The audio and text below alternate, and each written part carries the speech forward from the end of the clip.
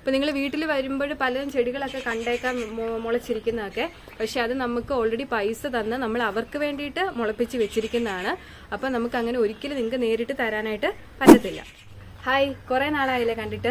അപ്പോൾ നമ്മൾ കാന്താരിയുമായിട്ട് റിലേറ്റഡ് ആയിട്ടുള്ള വീഡിയോസ് ഒന്നും ചെയ്യുന്നില്ലായിരുന്നു. അതിന്റെ കാരണം എന്താണെന്ന് വെച്ചിട്ടുണ്ടെങ്കിൽ നമ്മൾ അതിന്റെ നടിയിൽ തൊട്ട് ഈവൻ അതെങ്ങനെ സെയിൽ ചെയ്യാം എന്നുള്ളതിനെ പറ്റി വരെയുള്ള ഡീറ്റെയിൽ ആയിട്ടുള്ള വീഡിയോസ് നമ്മൾ ചെയ്തിട്ടുണ്ടായിരുന്നു. അതുകൊണ്ടാണ് നമ്മൾ പുതിയ വീഡിയോസ് ഒന്നും ഇടാണ്ടിരുന്നത്. അപ്പം ഇപ്പോൾ ഞാൻ വന്നത് കുറച്ച് അപ്ഡേറ്റ്സ് ഉണ്ട്, അത് പറയാൻ വേണ്ടിയിട്ടാണ്. അപ്ഡേഷൻ നമ്പർ 1, അതായത് നമ്മുടെ ആദ്യത്തെ കാന്താരിയുടെ വീഡിയോ ചെയ്യുന്നത് ഏകദേശം ഒരു 2 വർഷം മുന്നെയാണ്. അപ്പം ഇപ്പോൾ ആ വീഡിയോ കണ്ടിട്ട് കുറച്ച് ആൾക്കാർ നമ്മളൊന്ന് ജസ്റ്റ് കോണ്ടാക്ട് പോലും ചെയ്യാണ്ട് നമ്മുടെ വീടൊക്കെ തപ്പിപ്പിടിച്ച് നമ്മുടെ വീട്ടിലോട്ട് വരുന്നുണ്ട്. അപ്പോൾ നമ്മുടെ കൃഷിനെ പറ്റി പഠിക്കാൻ വേണ്ടിയിട്ടാണെങ്കിൽ നിങ്ങൾക്ക് എപ്പോൾ വേണമെങ്കിലും വരാം, ഓൾവേസ് വെൽക്കം. പക്ഷേ അന്ന് ചെയ്ത കൃഷിസ്ഥലം കാണാൻ വേണ്ടിയിട്ടാണെങ്കിൽ ഇപ്പോൾ ആ സ്ഥലം നിങ്ങൾക്ക് അതേപോലെ കാണാൻ വേണ്ടിയിട്ട് പറ്റത്തില്ല. കാരണം നമ്മളവിടെ ക്രോപ്പ് റൊട്ടേഷൻ ചെയ്യിക്കുകയാണ്. നിലവിലൊരു കൃഷി ചെയ്തെടുത്ത് ആ കൃഷി തന്നെ വീണ്ടും ചെയ്യുന്നതിന് മുമ്പായിട്ട് നമ്മൾ വേറെ എന്തെങ്കിലും ഒരു കൃഷി മാറ്റി ചെയ്യും. ആദ്യത്തെ നമ്മൾ കൃഷി ചെയ്യുന്ന സമയത്ത് തന്നെ ആ മണ്ണിന്റെ ഘടനകൾക്കൊക്കെ ഒരു മാറ്റം സംഭവിച്ചിട്ടുണ്ടാവും. അതൊക്കെ ഒന്ന് സെറ്റായി നോർമൽ ആകുന്നതിന് വേണ്ടിയിട്ടാണ് വേറെ എന്തെങ്കിലും കൃഷി നമ്മൾ ചെയ്തു കൊടുക്കുന്നത്. അപ്പൊ ഞങ്ങളുടെ കാന്താരി സ്ഥലത്ത് ഇപ്പൊ നമ്മൾ ചുമ്മാ പയറ് വാരി വിതറിയൊക്കെയാണ്. അപ്പൊ മഴയുടെ സമയത്തൊക്കെ ആകുമ്പോഴത്തേക്ക് അത് പറിച്ചു കളഞ്ഞ് നമ്മൾ വീണ്ടും കാന്താരി കൃഷി സ്റ്റാർട്ട് ചെയ്യും. എന്ന് വെച്ച് കാന്താരി ഇല്ലെന്നാണോ? ഒരിക്കലുമല്ല. കാന്താരി കൃഷി നമ്മൾ ഇപ്പോഴും ചെയ്യുന്നുണ്ട്. നമുക്ക് കാന്താരി വേണമെങ്കിൽ കാന്താരി ഉണ്ട്, ചെടിയുണ്ട്, വിത്തുണ്ട്, എല്ലാ സംഭവങ്ങളും ഉണ്ട്. അപ്പൊ അത് എവിടെയാണെന്നുള്ളത് നമ്മളിപ്പോൾ റിവീൽ ചെയ്യുന്നില്ല. അത് ഒരു 4-5 ഏക്കറിൽ നമ്മൾ ചെയ്തിരിക്കുന്ന കൃഷിയാണ്, ഒറ്റയ്ക്കല്ല, പാർട്ണർഷിപ്പ് ബേസിസിലാണ് ചെയ്തേക്കുന്നത്. അതുകൊണ്ട് മാത്രമാണ് നമ്മൾ ആ ഒരു സ്ഥലത്തേക്ക് നിങ്ങളെ ഇൻവൈറ്റ് ചെയ്യാത്തത്. അപ്പോൾ നിങ്ങൾക്ക് ആവശ്യമുള്ള എല്ലാ സാധനങ്ങളും നമുക്ക് ഇപ്പോഴും അവൈലബിൾ ആണ്. പിന്നെ നമ്മുടെ സ്ഥലത്ത് ഇടുക്കിയിൽ ഒരു ജൂണോട് കൂടിയേ നമ്മൾ നമ്മുടെ കൃഷി റീസ്റ്റാർട്ട് ചെയ്യത്തുള്ളൂ. നമ്മുടെ വീട്ടിൽ നേരിട്ട് വരുന്നവർ തോട്ടം കാണാൻ വേണ്ടിയിട്ട് മാത്രമല്ല വരുന്നത്, അവർ സ്പോട്ടിൽ ചെടി ഉണ്ടെങ്കിൽ എടുത്തിട്ട് പോകാൻ വേണ്ടിയിട്ടാണ് വരുന്നത്.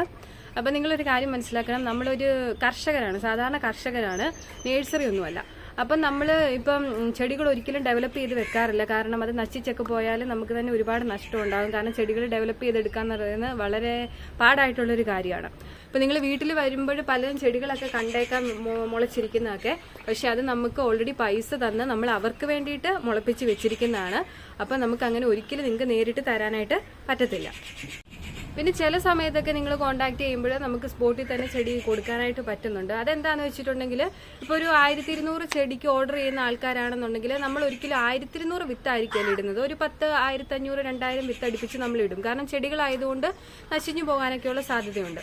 അപ്പോൾ ഇങ്ങനെ ഇടുന്ന അവസരത്തിൽ ചിലപ്പോൾ ഒരു 1500 വിട്ടിട്ടാൽ അതിൽ 1400 നമുക്ക് നല്ല അടിപൊളിയായിട്ട് മുളച്ച് കിട്ടുന്ന അവസരങ്ങൾ ഉണ്ടാകാറുണ്ട്.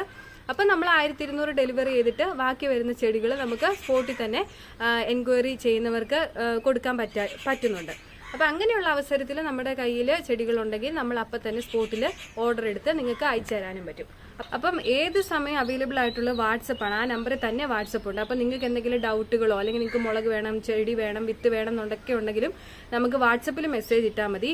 നമ്മുടെ വർക്കിന് ശേഷം നമ്മൾ അതിനെല്ലാം റിപ്ലൈ കൊടുക്കാറുണ്ട്. അപ്പം നമ്മുടെ വാട്സപ്പ് നമ്പർ ഡിസ്ക്രിപ്ഷൻ ബോക്സിൽ ഞാൻ മെൻഷൻ ചെയ്തേക്കാം. പിന്നെ നമുക്ക് വരുന്നൊരു കംപ്ലൈന്റ് ആണ് ഈ 5ഉം 10ഉം ചെടികളൊക്കെ ആയിട്ട് അയച്ചു കൊടുക്കുന്നില്ല എന്നുള്ളത്. അയച്ചു കൊടുക്കണം എന്ന് നമുക്ക് നന്നായിട്ട് ആഗ്രഹമുണ്ട്, പക്ഷെ നമുക്കത് പറ്റുന്നില്ല. കാരണം ഇതിന്റെ പാക്കേജിങ്, അതിന്റെ ഡെലിവറി എന്നൊക്കെ പറയുന്നത് ഭയങ്കര പാടായിട്ടുള്ളൊരു കാര്യമാണ്. അപ്പം നിങ്ങൾക്ക് അത് എന്താണെന്നുള്ളത് ഞാനിപ്പം എങ്ങനെയാണ് പാക്കേജ് ചെയ്യുന്നതും ഡെലിവറി ചെയ്യുന്നതെന്നുള്ളത് നിങ്ങൾക്കിപ്പം ഞാൻ കാണിച്ചു തരാം. അപ്പം ഇങ്ങനെ ഒരു ട്രേ ആണ് കേട്ടോ നമ്മൾ കൊറിയർ ചെയ്യുന്നത്. അതിപ്പോൾ ഈ ട്രേയിൽ 104 ചെടികളാണുള്ളത്.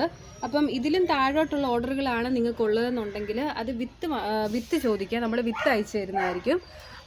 ഇത് നമ്മൾ അയക്കുന്നത് വാനിലാണ് കേട്ടോ. ഈ പെറ്റ്സിനെയൊക്കെ ഡെലിവറി ചെയ്യുന്ന വാനിലാണ് നമ്മൾ ഈ ചെടികൾ സേഫായിട്ട് അയച്ചു തരുന്നത്. അത് ഓൾ കേരള അവർ ഡെലിവറി ചെയ്യുന്നുണ്ട്. അപ്പം ഇതെങ്ങനെയാണ് ഇനി കൊറിയർ ചെയ്യുന്നതെന്നുള്ളത് നിങ്ങൾക്കൊന്ന് കാണിച്ചു തരാം. ഇപ്പൊ ഈ ബോക്സിലാണ് കേട്ടോ നമ്മൾ ചെടി അയക്കുന്നത്. ഇതിപ്പോൾ ഞാൻ ഒട്ടിച്ചിട്ടൊന്നുമില്ല, നിങ്ങളെ ജസ്റ്റ് സാമ്പിൾ കാണിക്കാൻ വേണ്ടി ചെയ്യുന്നതാണ്. അപ്പം ഈ ബോക്സിൽ നമ്മൾ ഇങ്ങനെ ഒരു ട്രേ എടുത്ത്, ഈ ട്രേന്ന് വെച്ചിട്ടുണ്ടെങ്കിൽ 104 ചെടിയാണ്. അപ്പം 100 എണ്ണമാണ് മിനിമം ഓർഡർ വേണ്ടത്. 4 എണ്ണം നമ്മൾ എക്സ്ട്രാ കൊടുക്കുന്നതാണ്. എന്നിട്ട് നമ്മൾ ഇങ്ങനെ ഒട്ടിച്ച് ഇതിൻ്റെ മേളിൽ ഒട്ടിച്ച് കൊടുത്തു വിടുകയാണ് ചെയ്യുന്നത്. അപ്പോൾ ലാസ്റ്റായിട്ട് ഒന്നുകൂടെ നിങ്ങളെ ഓർമ്മിപ്പിക്കുകയാണ്, തോട്ടം കാണണമെന്നുള്ള ആഗ്രഹത്തോടു കൂടി ഒരിക്കലും കോൺടാക്ട് ചെയ്യാതെ ഇടുക്കിയിലോട്ട് വരരുത്. പിന്നെ ചെടി വേണം എന്നുള്ള ഉദ്ദേശത്തോടു കൂടി വന്നാലും ചെടികൾ നമ്മുടെ വീട്ടിലുണ്ടാവും, പക്ഷെ നിങ്ങൾക്ക് തരാൻ പറ്റത്തില്ല. കാരണം അത് ഓൾറെഡി നമ്മൾ കസ്റ്റമേഴ്സിൻ്റെ ഓർഡർ എടുത്ത് ഡെവലപ്പ് ചെയ്ത് വെച്ചിരിക്കുന്ന ചെടികളാവും. എന്താണെന്ന് വെച്ചാലും നിങ്ങൾ കൺഫർമേഷൻ എടുത്തതിന് ശേഷം മാത്രം ബാക്കി കാര്യങ്ങൾ മുന്നോട്ട് പോവുക.